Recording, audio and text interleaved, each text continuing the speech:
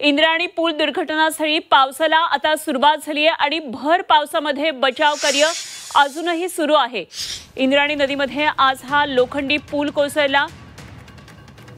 भर पावसामध्ये बचाव कार्य सध्या सुरूच आहे। काही वेळामध्ये अंधार सुद्धा आता पडेल आणि त्यामुळे या बचाव कार्यामध्ये आणखी अडथळे येऊ शकतात। तुर्तास हे बचाव कार्य संपत आलेलं असल्याचं अधिकाऱ्यांनी सांगितलेलं असलं तरी सुद्धा अजूनही जी बचाव कार्य पथकांचं काम आहे ते अजूनही सुरू आहे। या संदर्भात आणखी सविस्तर तपशील जाणून घेऊया। आमचे प्रतिनिधी चंद्रकांत फुंदे या संपूर्ण घडामोडीवर लक्ष ठेवून आहेत, या दुर्घटनेकडे लक्ष ठेवून आहेत। थेट जाऊया चंद्रकांतकडे। चंद्रकांत, सध्या तरी पावसाला सुरुवात झाली असल्याचं कळतंय आणि बचाव कार्य अजून सुरू आहे की संपले, काय नेमकी स्पष्टता आहे? अनुपमा,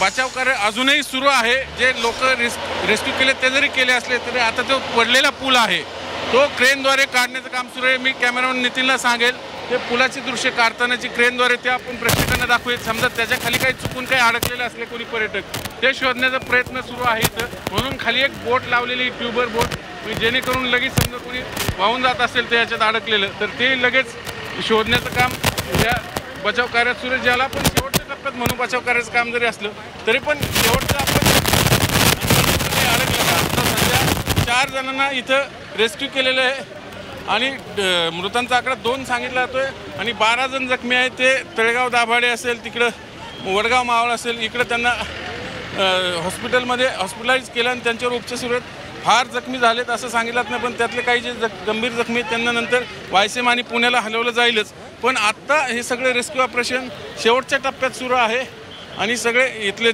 जेडपीसी असेल, सुप्रियाताई खासदार, आमदार इकडले सुनील शेळके, स्थानिक नगरसेवक, स्थानिक कार्यकर्ते मंडळी, नंतर PCMCचं अग्निशमन दल, ग्रामीणचे सगळे हे जे काही NGOज असतात असे रेस्क्यू स्पॉटवरनं अडकलेल्या पर्यटकांना काढणार ही सगळी मंडळी आता इथे रेस्क्यू ऑपरेशन करतात आणि रेस्क्यू ऑपरेशन सुरू आहे सध्या तरी।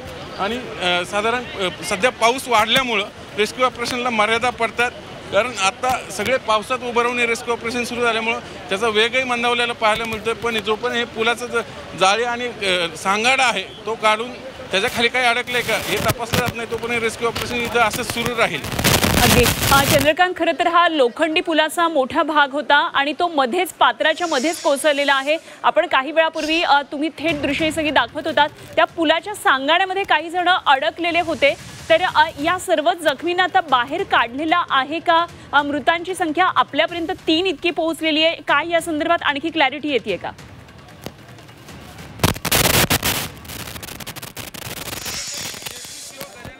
सांगितलं की जे काही अडकलेले होते ते सगळ्यांना बाहेर काढलेलं आहे। ही जे दृश्य स्वरूपात दिसतात ते तरी आता सांगाडा बाहेर काढताना आणखीन काही मिळतंय का, याच्या खाली कोणी अडकले का याचा तपास बचाव कार्य